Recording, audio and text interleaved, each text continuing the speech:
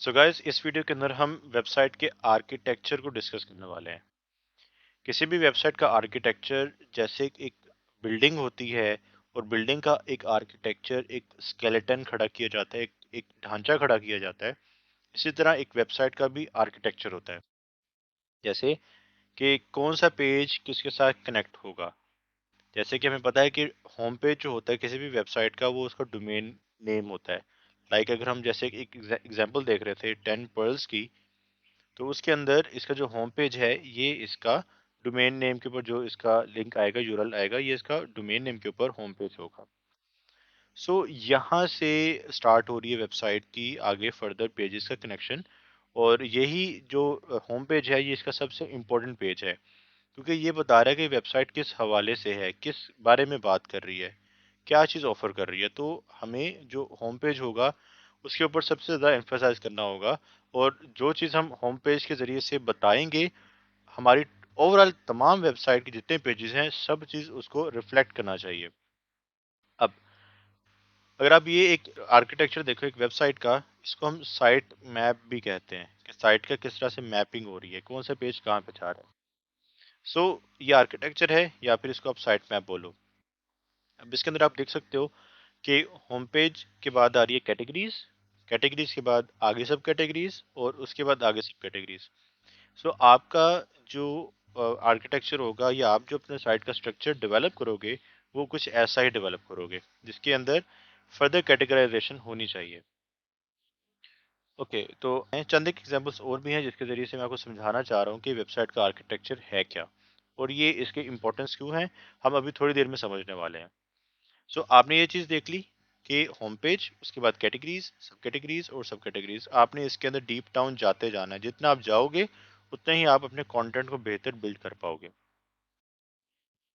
Okay, ये एक उसकी एक एग्जांपल है कि लेट्स सपोज आप एक घर के बारे में, एक होम के बारे में, हाउस के बारे में आप एक वेबसाइट बना रहे हो। वो में भी होम इम्प्रूवमेंट हो सकता है, होम डेकोरेशन हो सकता है, राइट। अब स्ट्रक्चर कैसा बनेगा, क्या आपको पता है कि होम के अंदर लिविंग रूम भी आता है, होम के अंदर डाइनिंग रूम भी आता है, ठीक। तो आप इसकी कैटेगरीज कैसे बना सकते हो कि मैं लिविंग रूम के बारे में एक कैटेगरी बना लेता हूँ और डाइनिंग रूम के बारे में अलग कैटेगरी बना लेता हूँ, ठीक है। अब लिविंग रूम के अंदर फर्दर क्या क्या चीज़ें आ सकती हैं, उसके अंदर सोफाज आ सकते हैं, कॉफ़ी टेबल्स आ सकते हैं। लिविंग रूम के अंदर आपका टीवी के टेबल आ सकता है, होम थिएटर्स आ सकते हैं। तो वो लिविंग रूम का पार्ट होगा, राइट। और उसके बाद डाइनिंग रूम, जहाँ पे खाना खाया जाता है। अब जहाँ पे खाना खाया जाता है वहाँ पे डाइनिंग टेबल की ज़रूरत है, चेयर्स हो सकते हैं, ठीक। और प्लस टेबल टॉप की जो चीज़ें हैं वो चीज़ इसमें शामिल हो सकती हैं। तो इस तरह से आप इसको डिवाइड कर रहे हो। अब इमेजिन करो कि आपने एक ही कैटेगरी बना ली होती लिविंग रूम की, और लिविंग रूम के अंदर ही आप डाइनिंग टेबल को कैटेगराइज करने की कोशिश करो, इसके अंदर पुट करने की अगर आप कोशिश करोगे, तो उसको ऐसा कोई सेंस नहीं बनेगी। तो अगर सेंस नहीं बनेगी, तो गूगल बोल देगा जनाब, आप सही तरीके से कंटेंट को कैटेगराइज नहीं कर रहे हो, आपको खुद को ही आइडिया नहीं है कि आप किस कंटेंट को कहाँ पे प्लेस करना है।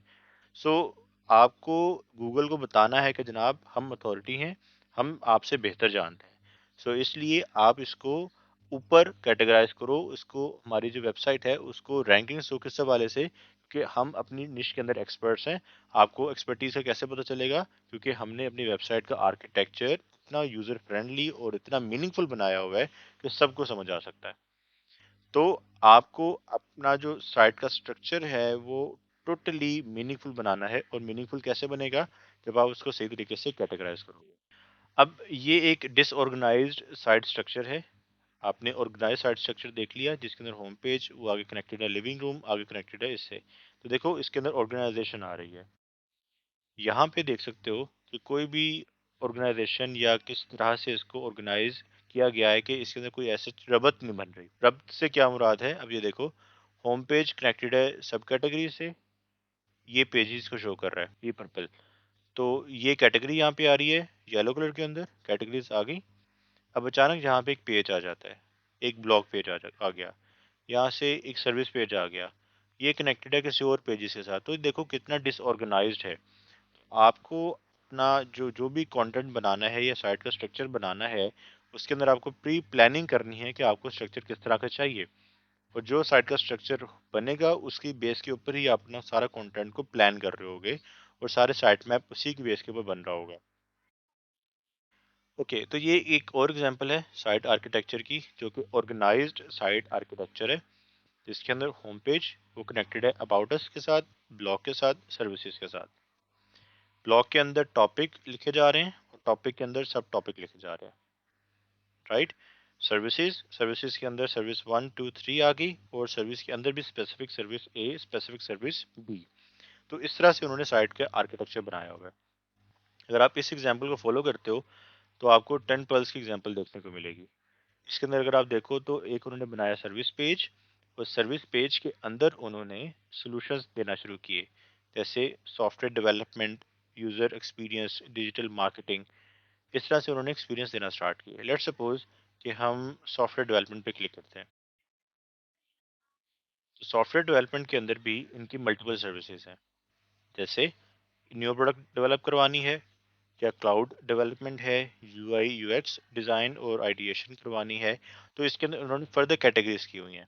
जो हम अभी यहाँ पे देख रहे थे कि सर्विसेज का पेज, वो हमारा पेज ये है सर्विसेज, और सर्विसेज के अंदर उन्होंने फर्दर इसको इनोवेशन, मॉडर्नाइजेशन, इसकी लिस्ट भी होनी चाहिए यहाँ पे। ये देखो सॉल्यूशंस, सॉल्यूशंस के अंदर देखते हैं कि सॉफ्टवेयर डेवलपमेंट। अगर आप सॉफ्टवेयर डेवलपमेंट पे क्लिक करते हो तो यहाँ से न्यू प्रोडक्ट डेवलपमेंट की तरफ ले जाएगा।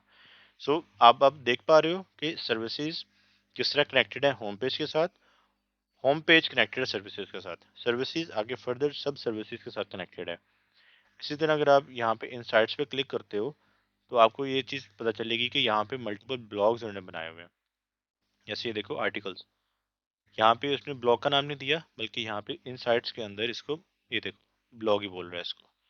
अब इसके अंदर इन्होंने फर्दर टॉपिक्स को डिस्कस किया, टॉपिक से टॉपिक आगे जाते जाएंगे तो इसकी डेप्थ बढ़ती जाएगी। सो जो साइट का आर्किटेक्चर है कुछ इस तरह से दिखना चाहिए। अब ये एक और एग्जांपल है जिसके अंदर गुड वेबसाइट का आर्किटेक्चर है और बैड वेबसाइट का आर्किटेक्चर है। अब गुड आर्किटेक्चर को आप देख सकते हो कि होम, होम कनेक्टेड है सब कैटेगरीज के साथ, और सब कैटेगरीज के अंदर आगे फर्दर प्रोडक्ट्स आ रही हैं। जबरदस्त। तो ये एक ई कॉमर्स स्टोर का आर्किटेक्चर नजर आ रहा है, जिसके अंदर सब कैटेगरीज, कैटेगरीज, प्रोडक्ट और होम पेज सही तरीके से इंटरकनेक्टेड है। और बैड एग्जांपल देखो तो होम पेज कनेक्ट है पेज के साथ, पेज पेज के साथ कनेक्ट है, कैटेगरी कहाँ जा रही है, प्रोडक्ट कहाँ जा रही है। तो ये एक बहुत बुरी एग्जांपल है। आपको कभी भी अपनी वेबसाइट का आर्किटेक्चर ऐसा नहीं बनाना। साइट मैप भी यही चीज़ है, साइट मैप आर्किटेक्चर ही है, इसका दूसरा नाम है। तो आप यहाँ पे देख सकते हो कि किस तरह से होम पेज, ब्लॉग और सब आपस में इंटरकनेक्टेड है। तो वेबसाइट का जो स्ट्रक्चर होगा वो कुछ इस तरह से ऑर्गेनाइज्ड वे के अंदर आप बनाओगे।